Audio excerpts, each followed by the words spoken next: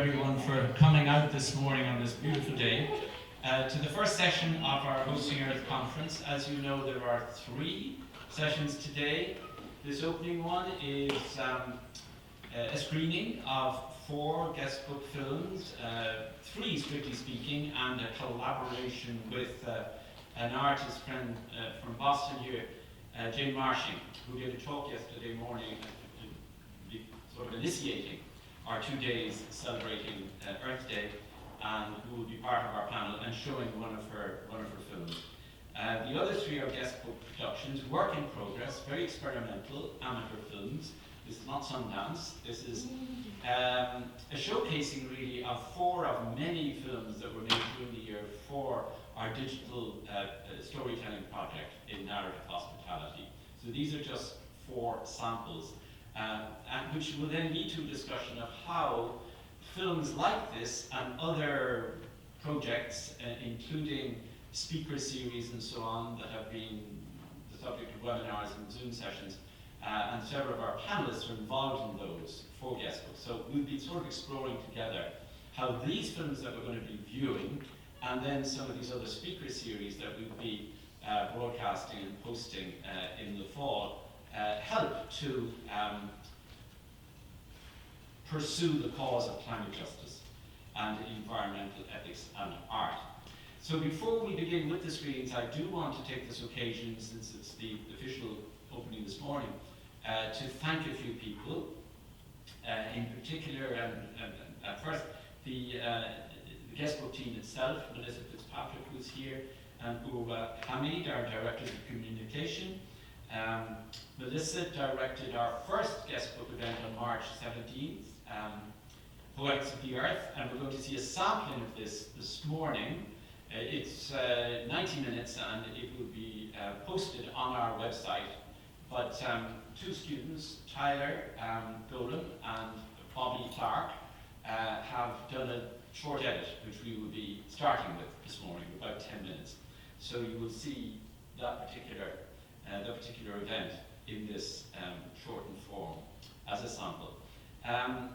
Then Urwa Hamid was responsible largely for our 3 Sisters, 3 Seeds sowing ceremony yesterday. As many of you may know, the Wampanoag tribe here, originally who lived here for 10,000 years, had this practice of sowing 3 seeds, the corn, the bean, and the squash, because they grew symbiotically, and they actually taught the planters this when they arrived. There is actually a leaflet, which we have somewhere, which you should all, we give you all one, that explains this and has a beautiful quotation from Robin Kimmerer from Breeding Sweetgrass, where she explains how these 3 sisters work together. So, and she sees the 3 sisters and this symbiotic growth, mutually enhancing growth, as sort of a model for hospitality and how we should live with each other as the plants live with themselves. So anyway, thanks to, as I say, Melissa and Urwa for their respective projects for our guest book. Then Peter Clates, our executive manager and organizer of so many events going on over these 2 days, but also our Write the World collaboration. We're giving an award this afternoon for our first prize in Write the World, a youth prize for eco-hospitality, and Peter worked long and hard with the manager of Write the World, Lisa Cochran, to select a winner, and we will be announcing that prize this afternoon before Mary Robinson's talk. Then I'd also like to thank Nathan Montero and Jared Hyland for all their work as our guest book media directors throughout the year. Everything on our website and all our promo videos were done by Nathan and Jared. Then our team, Jarek Farad, sitting here beside me, Bobby Clark at the back, Tyler here with the front camera, and Michaela Peters for all their invaluable assistance in numerous practical and philosophical ways over the last few months. And finally, my spouse, Anne Bernard Carney, who's been on constant call over the last weeks and months through all the typical crises and challenges that crop up when organizing a conference of And secondly, I'd like to briefly thank our sponsors for this two-day set of events. I'll just run through them very quickly because we do owe a special debt of gratitude to them all. The Irish American Partnership, and particularly Aidan Brown, the Irish Consulate in Boston, the Institute of Liberal Arts here in Boston, the Philosophy Department, Fitzgibbon's Lecture Series, the Schiller Institute for Integrated Science and Society, Earth and Environmental Sciences Department here at BC, the Psychological Humanities and Ethics Initiative, of which Matthew Clemente plays a key role, as well as being one of our guest book board members, and the Irish Studies Programme. So very grateful to all of them. And then, of course, we have our 4 panelists today. Matt Clemente will be introducing each of them in turn after we've seen the screenings. So I will not do that. Suffice it to say, we have, in a word, Fanny Howe, a poet, and a creative participant and indeed co-producer of the second film we'll be watching, How the Trees See Us, Jim Morley, an eco-psychologist, and collaborator in the guest book Psychology, the Other series, which he is moderating, and which will be posted soon with Matt, working with Matt. Jane Marshing, Boston artist and eco-activist, who directed and produced Speaking of the Future, which is the second film I think we're watching today. Second or third? Third. Then finally David Storey, environmental philosopher, excuse me, here at BC, who represented Boston College at the recent Glasgow Climate Conference and has much to report on that. And who was also moderator of Ecologies of Wisdom, a speaker series for guest book, which will be launched on our website next month. And finally, not forgetting our moderator, Matt Clemente himself, who I will introduce properly after the screenings. So, we're now on to our panel. We have about 40-45 minutes. So I'm going to hand over to Matt Clemente, who's going to moderate with our 4 panelists. If you'd like to come down, I will just briefly, as you're coming down, I'll just say a word about Matt. Many of you already may know Matt Clemente, who graduated from the philosophy department here in Boston College. He is a philosopher and a novelist. He teaches philosophy now both in Boston University and Boston College, and is one of the movers and shakers of the Psychology of the Other project, which includes a series called Psychologies of the Other, a speaker series where he interviewed 6 people, including Jim Morley, on their work on eco-psychology. He has authored and edited several books. I will just mention the main ones: Eros Crucified, Death, Desire and the Divine in Psychoanalysis and the Philosophy of Religion. And he's edited most recently The Art of Atheism and Misreading Plato, Continental and Psychoanalytic Glimpses Beyond the Mask. So over to you, Matt. Thank you, Richard. Is this working? Can everyone hear me all right? Perfect. It's a huge pleasure and honor to be here today. You know, I was thinking as I was looking through the bios sitting up front here in preparation, what a great project this is, bringing together a couple of philosophers, a psychologist, an artist, a poet, and then watching the films I was very moved by the artistry and insight that was brought together in it. So it's a huge honor for me to be a part of the Hosting Earth conference and to be here at the opening session this morning.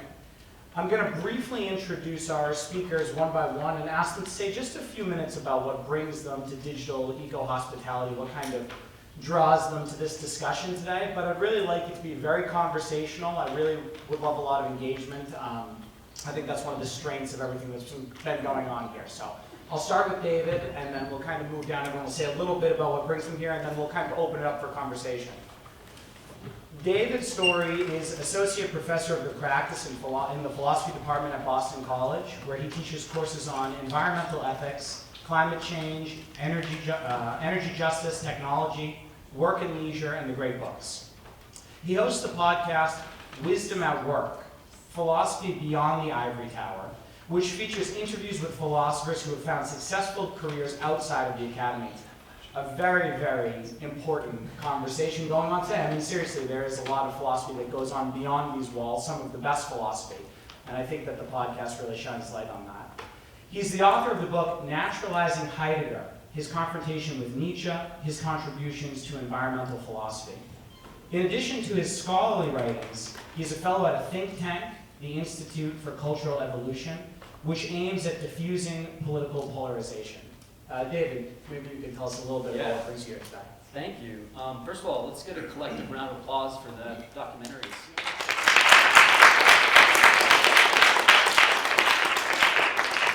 So my role sort of is in this conference is Richard asked me to do a panel interviewing environmental philosophers. So I started getting filled with all sorts of ideas, and so I said, why don't I do 3? And he's like, okay, it's your funeral. So I did. So I did 3 panels. The first was called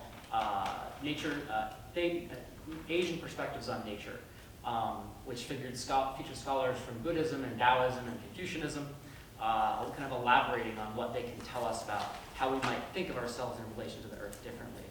The second panel was Earth Justice, and this was featuring scholars who work on our duties to future generations, as well as how the past factors into the climate crisis, the extent to which colonialism is in large part a driver of the crisis, and to what extent reparations for those who did not benefit from the fossil fuel economy and who are most impacted by climate change, as well as indigenous perspectives on the natural world.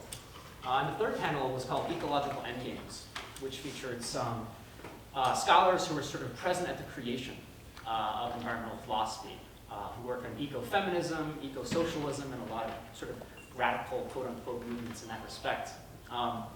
But one concept from my work on these panels that I just wanted to share with you, and that maybe will be fodder for discussion later, is the concept of ancestry.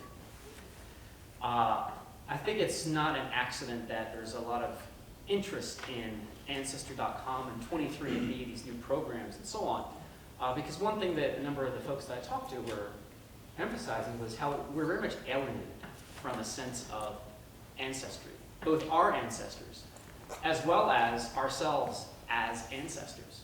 The fact that we will hopefully one day be them. I think this is also connected with the alienation that we often feel, because I think that drive is primal in us. I mean, social scientists like to discuss our culture as a weird culture, that is, Western, educated, industrialized, rich, and democratic. And we tend to think of indigenous cultures often as animistic or ancestor worship as almost superstitious. But the fact is that in the grand scheme of things, we're the ones who are weird. We're the anomaly. We're the culture that needs explaining, that's very individualistic and often cut off from a deeper sense of ancestry. Just a quick thing about digital storytelling. I see it really as the anti-TikTok.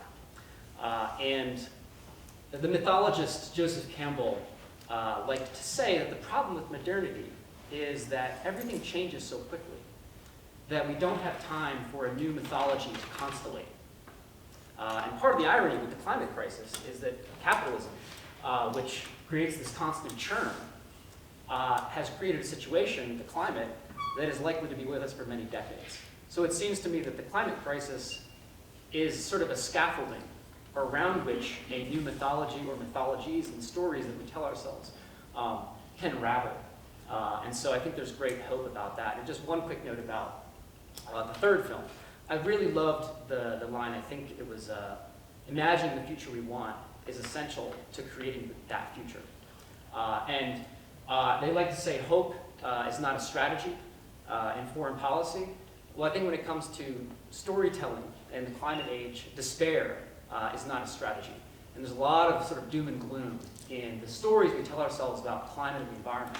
And I think we need to get over that and start building constructive stories that reach back down into all the rich traditions that we've inherited. Indigenous, ancient, modern, medieval, postmodern, Eastern, Western. We have sort of everything we need in terms of the raw materials for forging the stories that will help us make better sense of the world we're inheriting, moving toward, as well as inspiring young people, and particularly Gen A. I think Melissa asked at our first event, who was Gen A? I want to meet Gen A.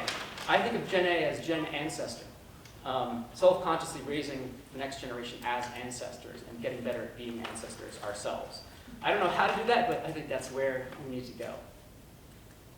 Thank you, excellent. A lot already coming to mind that I look forward to getting into conversation with you on. Our next speaker is Fanny Howe. Fanny is an outstanding poet, novelist. I mean, many of you have probably read her work. She's a professor emerita in literature at UCSD. She's written many novels and books of poetry. Her most recent book is Night Philosophy from Divided Press in London. Fanny. Thank you. I was just thinking as I was fiddling around with these objects that this seems very dated to me, that you're punching little buttons and looking at green lights. But in fact, things are moving slowly and quickly.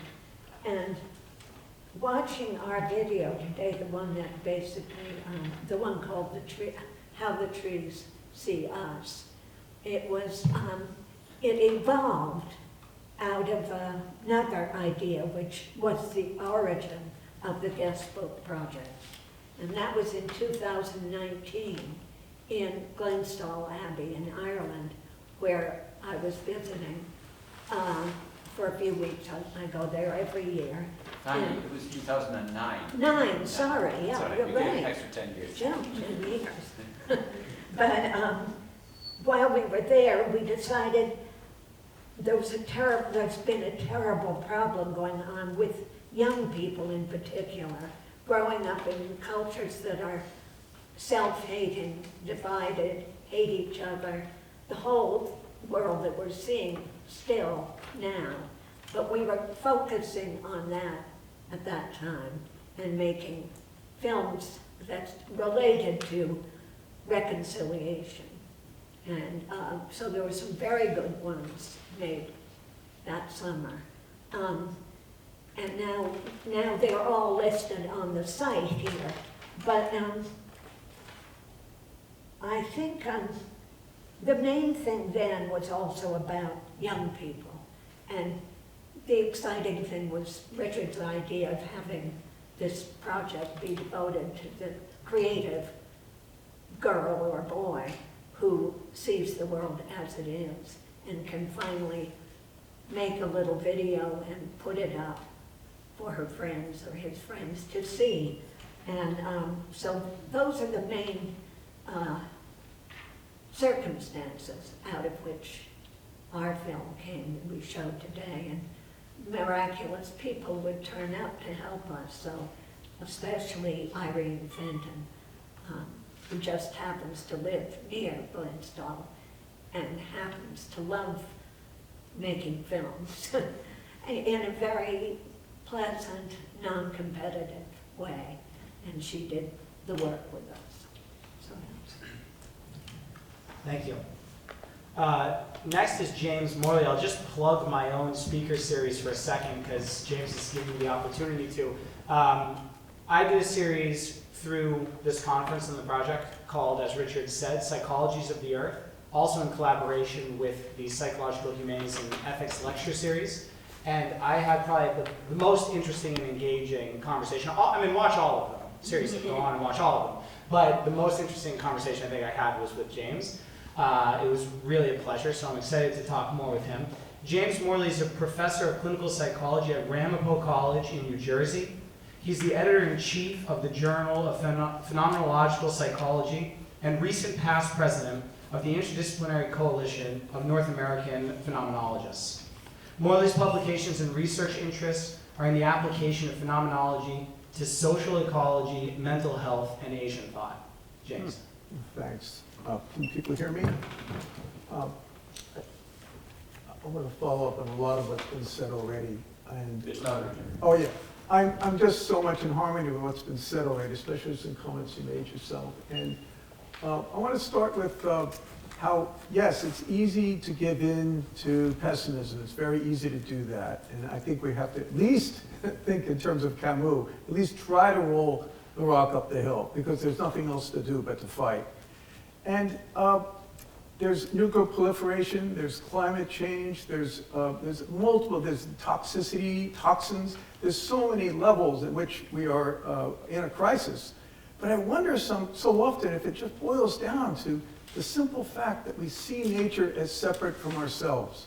We see it, as other, as an object. And I wonder if that's where it comes from. Sometimes I also wonder if maybe that's just the nature of human consciousness, that since we evolved, whatever that primary condition was, we separate ourselves from nature, and that's the whole problem with human civilization, that consciousness comes with a dark side, which is that we see ourselves as separate. We see ourselves as isolated. We perform this Cartesian split. And our ancestors were smart. The ancestors knew how to remedy the suffering that comes with consciousness through religious practice and religious rituals. They knew what to do with this. They knew how to guide people into the dream time. They knew how to use nature to heal us and reconnect ourselves with the world. So that split was always dealt with by our ancestors who had this wisdom and knew how to do this. But the modern world has forgotten that. The modern world has completely gone into ours. We're like the astronauts floating in space, thinking that we're separate. And that really is the great model of modernity, the floating astronaut in space, disconnected from the world. And here we are. We're wondering, why do our children, why they're cutting themselves? Why is there an the pandemic really is depression and anxiety. And it's manifesting in our own lives, not just our physical problems with cancer rates and so on, as ecologists have pointed out, but the psychopathology that is manifesting all around us. And we're sort of dazed and wondering what to do. And my students don't know what to do. They're dazed. They're numbed. And here it is. I think there's an answer, and I think that there's no escape from psychopathology. I think this rupture, this severance is part of our condition. But there is an answer, which is to remember our ancestors, remember their practices, take them back. We can't go back in time and become, Tory Band Islanders, okay? We can't do that. But we can remember what we can. And we can fuse it with the benefits of modern technology and reinvent our technologies in ways that don't have to be in opposition to nature. There is a way to come up with another kind of economy. Anarchists have been pointing the way for hundreds of years. There is another economy possible other than what we call market capitalism. There's a way to do it, but we just have to have the imagination to make it possible. We need to have experimental communities. And most importantly, I just want to conclude on this note, the most important thing we need to do is start with our relationships with each other. Okay? The whole problem is because of the idea of domination. Domination is a reaction of fear in the face of our severance from nature. And we try to dominate and control it, like Hegel's dialectic. We immediately go into conflict. And if we can practice in our everyday lives non-dominating relationships, if we can really do that, I think that's the starting point. And out of that, I think our relationship with nature and technology would grow. So I just want to end on that point. I think I've said enough. But that's my take on this. And look forward to getting to chat with everyone. Thanks very much. Thank you. We move to our final panelist, who's just absolutely beautiful video we watched earlier. Jane Marshing is an interdisciplinary artist who explores past, present, and future of human impact on the environment through collaborative research-based practices. We saw some of this in the video. Projects have been cited in museums and galleries, as well as weather observatories, public parks, city streets, radio waves, and the internet. She's worked with scientists, educators, kite builders, meteorologists, architects, musicians, among others. Jane is an editor of multiple books, an activist, and a professor at the Massachusetts College of Art and Design. Jane. I wonder if I could just ask us to do something slightly different for my 5 minutes. Sure. I feel like my film talked a lot already. So I'm not sure you need to hear any more about so I thought maybe we could just do one little practice. So the film shows you people engaging in this one score, this one experience that asks them to sort of step outside of whatever thing they'd been worrying about or doing, or their GPS route to get to Fruitlands or whatever it was, right? It asks them to step out of that and into a different kind of experience of in that case, the forest, in this case, a conference hall, through their senses. So I'm going to invite you, if you'd like, to stand up and engage in a very simple, slow, movement-based practice with me for 3 minutes, if you would be so willing. So this is from this book that you saw in the film, and it's a prompt that's around movements. And it draws on, I'm a Sufi, and it draws on the whirling dervishes and the movement of the whirling dervishes, but also at Fruitlands there's a building that's from the Shaker community that have been across the river there as well. So, and the Shakers also whirled as part of their gifts, as part of their practices that they engaged in their community meetings. So we can step into those practices here just for 1 minute. So I'm going to read this. Everybody's, you're in squished little spaces, and we all have different physical abilities, so you can do this very slowly if you like. So I'm just going to read this to you. Let's spin toward the future. Find your footing firmly on the ground that you're standing upon. And stand on one foot, slowly beginning to turn clockwise. How slowly can you do this? Are your arms outstretched? Is one arm lifted up toward the sky and one arm reaching down toward the earth's core? Continue to spin around your supporting leg. Do you speed up or do you slow down? Pick a stationary spot and focus your eyes upon it. Try to keep your eye on that spot as much as possible and feel your body spinning as the earth spins, as the sun, stars, and galaxies orbit around you. When is the beginning and when is the end of your turning? Let yourself lose control, be taken over by the whirling, lose yourself in the revolution.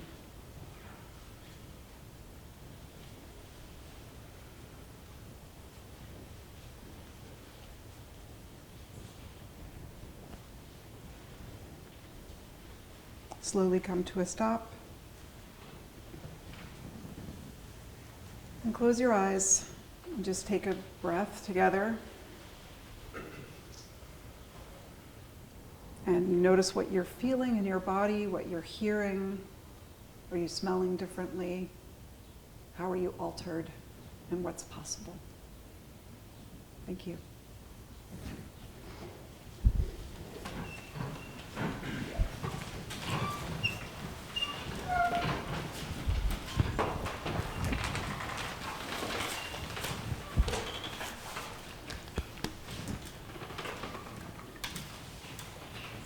Thank you. Before I move to opening it up to the audience, I wanted to ask one question, and we can engage with it however we want. David, I thought your comments on our disconnection from ancestry were very interesting and linked into a lot of the other elements that came through here already, the disconnection from religious traditions and from nature, seeing nature as other, and seeing even our relationships with each other being more severed and us being more isolated from one another. I was thinking, as we were talking about that, of course this is a symptom of modernity intellectually, to try and sever ourselves more and more from the past and from tradition.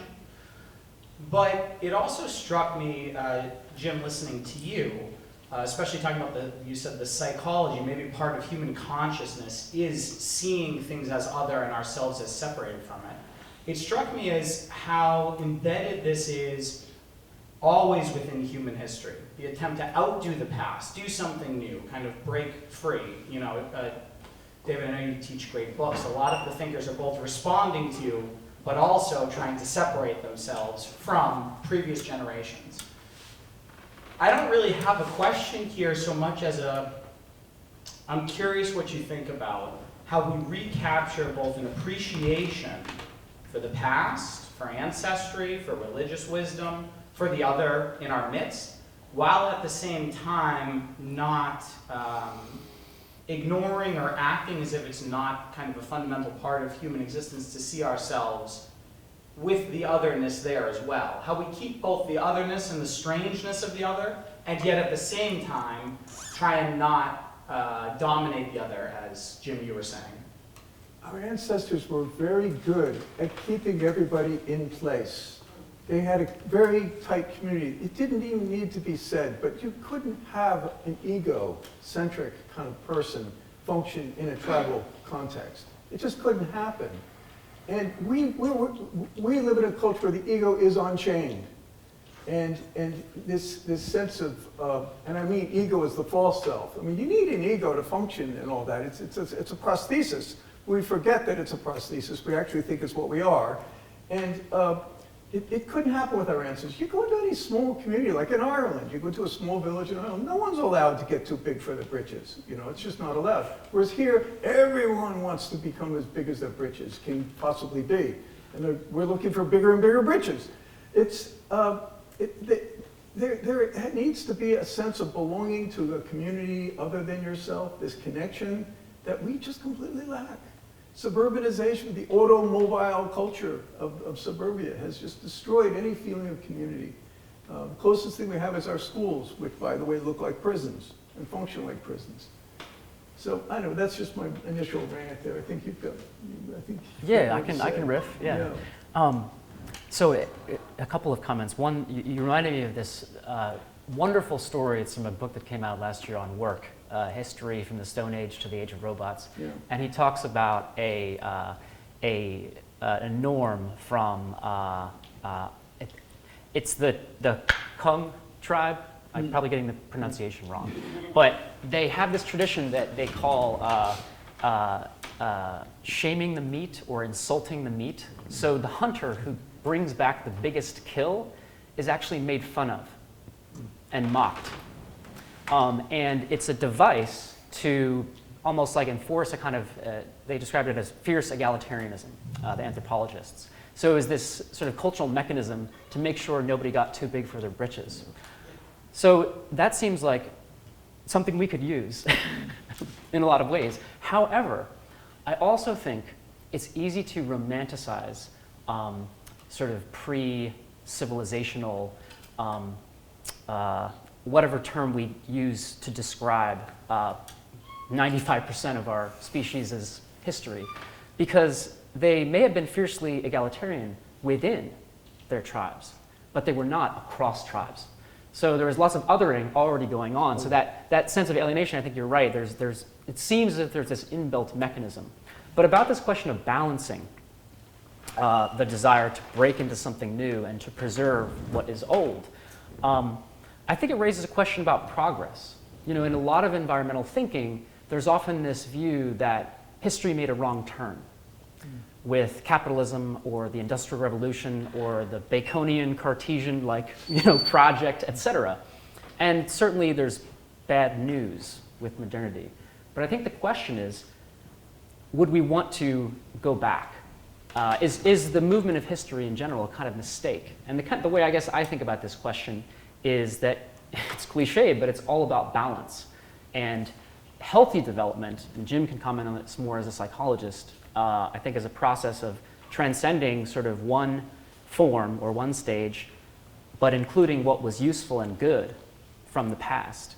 And similarly with cultural development, it's a matter of sort of sifting what structures were oppressive and, in some cases, holding individuals flourishing back, and what was useful. And the insight of the conservative sensibility, of course, is that, to paraphrase Pascal, tradition has reasons that reason cannot fathom, right? Traditions, the cultures we've inherited, were constructed by many people over the long iterated processes, and we mess with them at our peril.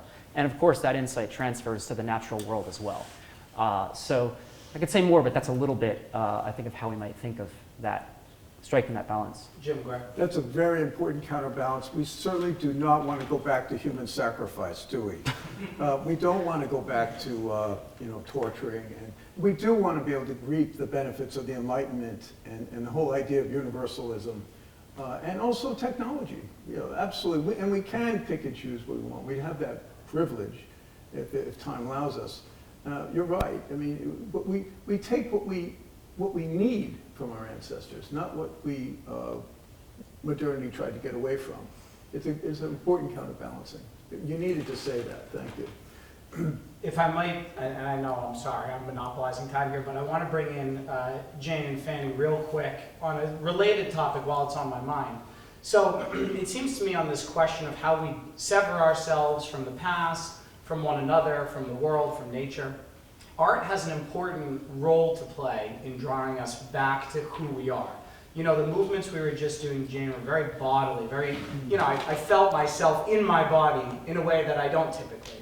And Fanny, a lot of your writing has focused on still being a child. It's not recapturing childhood, it's being a child even in adulthood. It's actually, I've been reading it thinking of Nietzsche in some ways, strangely enough. So, what role does art have in awakening this sensibility for us in relation to the environment, but in relation to ourselves and what we are? Well, I would just You say go. That Jane's piece was interesting to me, partly because it was kind of hideous and frightening. That figure walking out with the wooden things on their backs and everything. I think we have to face horror, the horror of our contraptions and what we are internally and until we get that, I guess it's the view of a child waking up to the horror of being an adult, that you can actually, if you dare, to see the negative and not always try to be good and say you have optimism and it's all going to work out. Because I thought the beauty of that film was how weird it was and sort of not beautiful. So. I do like to think about that backpack as being sort of Barbarella hits survivalist design strategies, right? And I think, speculative fiction is right at the heart of this, science fiction, right at the heart of this, of trying to awaken. I mean, David and James both spoke to this, the power to imagine, to reach back in our imaginations as well as forward in uncertainty. I was like writing down a list of words that the two of them spoke that are like a glossary for this practice, right? Imagination and wonder and experimentation and community and interconnectedness. And I think, one of the things art has always done is to tell those stories in a way that is uncertain, right? And that is open, and that the stories are kind of an invitation that the viewer completes, right? And the richest work, I think, is the work where the viewer completes that story, right? And it's an incomplete story. And that's, when things are too complete, right? When you read this paper and it's so totally complete that you're just sort of like, okay, I got that, I'm all done, right? It's a different kind of power, right? That art is an opening and an invitation in a way like this conference, right? Is an invitation. And the question of the conference, so beautiful, so perplexing, right? And confounding, right? How do we host the earth? That's its own kind of art form, right? Just even that phrase, it's its own little poem. Thank you. Would anyone like to come in? Yeah. Yeah, I've been thinking throughout this, the soil of my question is the resolution failing in the second film and coming back. It's this art and technology, it's our dervish in these seats interrupted, and I heard some laughing in the crowd as we uncomfortably negotiated mass-produced seats, which are required for us to be here to have a place to sit. These art films that need this screen and these cameras to portray things, but yet implicitly require capitulation towards economies and companies that may or may not sort of have a dubious track record for ecological investment. Each of us relaying this technam's voices that's making the art to create this imagination in digital storytelling, or an astronaut who is mediating his lack of connection to the earth through technology. I'm wondering for each of you, how do you navigate this space between the necessary techne and your poiesis, your imaginative active work to sort of host the earth within your own thought? You just got the answer. It's all about art. Art is it's a reconnection with the expression that we essentially are. And art is a constant regeneration of connection. That's what the expression. And it's diagnostic to see it's very diagnostic to see how our school systems diss art, how they constantly try to eliminate art from the curriculums. That's exactly what they need more of, is much more of our artistic sensibility. So I just couldn't say, well, art's the answer, infusing it on curricula, making it a part of it. It's much what we do with the raising of children and also treating people who are suffering psychologically. We're just beginning to learn about the importance of it. Freud was all about this. He says psychopathology is a failure of expression. Artists express, they show us the way. I'm reminded of Heidegger's great line from his essay on technology where he says, he's quoting Holderlin, but where the danger is, there also the saving power lies. Something, I'm paraphrasing, something to that effect. But, you know, I've been doing some work on technology recently, and one of the things that keeps coming up for me is how you don't have human beings without technology, right? A book is a form of technology. Language is a form of technology. And so we're fundamentally technology-based creatures. We make tools, we use them to navigate the world. I think that this is actually part and parcel with my kind of question for all of you, which is how do we maintain that balance between otherness and connectedness? You know, technology can both be a tool that leads us toward where we want to go progressively. It can also be the tool of our destruction. So how do we find that balance? Look at a Singer sewing machine. The old Singer sewing machines, they're beautiful. Technology can be very beautiful. Technology can be aesthetic. It can be, but it has to be done in terms of human needs and in terms of having the goal of beauty, you know, instead of pure utilitarian value. So I think that's one place to start. And then there's all the other things, which is, I think, how we raise babies. We traumatize our babies right from birth by putting them in separate bedrooms and not breastfeeding them long enough, and that goes on into education. So I think how we raise people. But then there's all the other practices that we do that are therapeutic, I would say, you know, such as contact with nature, going backpacking. It's a really amazing thing to do. And having a curriculum that incites valuing for nature. Let me stop there. There's other people that have lots to say. I'll just give, I guess, a couple of responses. Well, the first that comes to mind is actually I had dinner with some former students a couple nights ago, and they're graduating from DC, and they're going into tech, and they were talking about this app that they're working on that is helping to make payments easier in Africa through cell phones. So that's just sort of a general example, you know, that kind of per Matt's point. Again, as with the notion that sort of we took a wrong turn in history, I think there's a tendency in sort of environmental discourse to see technology as a problem. And I think that's, you know, partly mistaken. But I actually think that striking that balance or dealing with that guilt, if you want to put it that way, in our everyday lives. That we rely on all sorts of technologies made by companies that are, you know, based on fossil fuel pollution and all stuff from that. There's that contradiction we navigate in our daily lives. But I actually think that sort of worrying about whether or not we are conscientious consumers is much, much less important. And in fact, there was actually recent work done suggesting that the whole idea of a carbon footprint was sort of an ideological construct pushed by the fossil fuel companies to divert attention away from, well, really solve the problems, which is more structural solutions. And the second thing I wanted to mention was that Richard mentioned that I had attended the conference in Glasgow, the COP26 Global Climate Talks in the fall.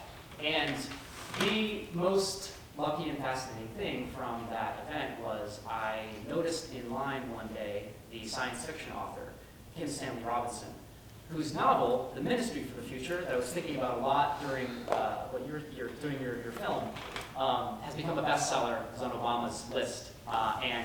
I had assigned it to my students for my climate change class because I read it last summer and it was the best thing I've ever read on climate change. Not a philosophy text, not a scientific text, not an economic text, not a political tract, a science fiction novel. And he was invited by the organizers of the COP conference to come there to talk to people. And one thing that was fascinating was he said that central bankers and like big shot finance people had read his book and were coming to like ask him for advice, asking a science fiction author, basically, how do we reorder the global financial system in order to decarbonize our energy economy? An artist. That is, I think, what has to happen, is the people who have the most control over the technological means of production, so to speak, need to be talking more with artists. Well, I would say storytelling, learning how to say what happened. When I was at MIT, there was a crisis because the graduating seniors could simply not tell what their experiment was. They would just stammer and point, and there was no way to pass it along. And so they formed this writing program that every incoming student had to take to learn how to express. And I think that's, because you were talking about a storyteller coming in and having this wonderful effect. And so I would just stress that in education especially, that kids learn how to say what happened. Do we have any other questions? We have a few minutes here. A general question, I suspect it's going to point at Richard's neighborhood, about linguistics and how I wonder if the loss of a lot of the ancient languages, even some modern ones, as we just discovered in this last film set in Ireland. I think he's a bread maker, a soda bread maker. He's up here recently. Oh, yeah. I don't even know his name. But he came out and said, I didn't see, I wasn't aware of these rocks, this sound that now has a name. It's the name of the film. It made me then think about, and I don't know if it's even true, but you hear I've heard stories, you've all heard the story, about Native American Arctic peoples having 8 or 9 different words, and words, I think they were language now, but a spoken word for the different types of snow. Well, and I remember even taking it over to science. My dissertation advisor saying, Tom, if you can't write it, you don't know it, okay, in terms of doing a scientific report. So, a long introduction, if any of you have comments on that. And I think it's true. It was certainly true for that Irish native speaker. I think Irish is one of those languages that has many of these words and phrases that are linked directly back to the natural world. So, we know the Danish have it, their sense of hospitality, whatever the hygge is or something like that. Hygge, okay. I'm wondering how important is that, and I'll even throw it out there. It has English, modern English, American English, become somewhat depauperate if that kind of a thesis is even valid. So, you linguists folks, I'm not a linguist, but I just... sense? I'm sorry. I'm not a linguist, but I just want to share one little thought about this. There's this kind of famous thing that you can do where you can show 10 corporate logos really fast and 10 leaf shapes really fast, and I do it with my students, right? My students can identify, right, Apple and IBM or whatever, right? And they can't come up with the names for the tree shapes. But I had this idea last year because we were on Zoom, so we're struggling a lot harder to try to, bring these things alive, to ask them if they knew those tree shapes in some way, right? And some of them had just the most beautiful stories to tell. And I don't think they always got the tree shapes right, to be fair, is my guess. But they had the most beautiful stories to tell. And so I guess I'm throwing a little bit of a knot in that. I think yes, and I'm sure there's beautiful things to say about the power of the specific words for these trees, but also, right, there is these, you know, when you're a child and you have the sound of the pines, right, and it's maybe more about that sound for you, right, than the actual word for that, whatever that word is, susurration or whatever it is. So I think there are these other sensory ways of knowing and remembering that are as powerful. I'm going to put that out there and start a fight. Observation is key, and I agree with it, but as we saw the people, the men in the film say, I didn't even notice it until I had a word for it. I feel pretty strongly about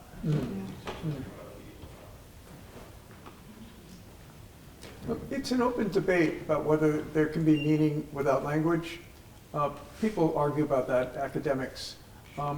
I do think it's interesting, though, to practice meditation and yoga, and for example, the Sufi exercise you gave us. There's some experiences that just ground you in the immediacy of your body and your senses that might border on being pre-linguistic, or at least be a ground to a new kind of language. You know, like when he spoke of the word for the sounds of the water dragging, the ocean dragging the shells, you know. We've all felt that. You know, and it's beautiful to have the word, but we felt that already. But the word gave us a word for it, you know. So it's an open debate. I was thinking, real quick, and I'll come to a question back, while you were speaking of something that always stood out to me in the Genesis narrative, which is that the Adamic man doesn't recognize animals, trees, anything like that until he's given the power to name. And then he starts separating all things and naming all different types of things. And that always kind of resonated with me. And so while I was listening to you, I was thinking of that. In the back. I just wanted to come back to Fanny's word, horror. It seems to me really important.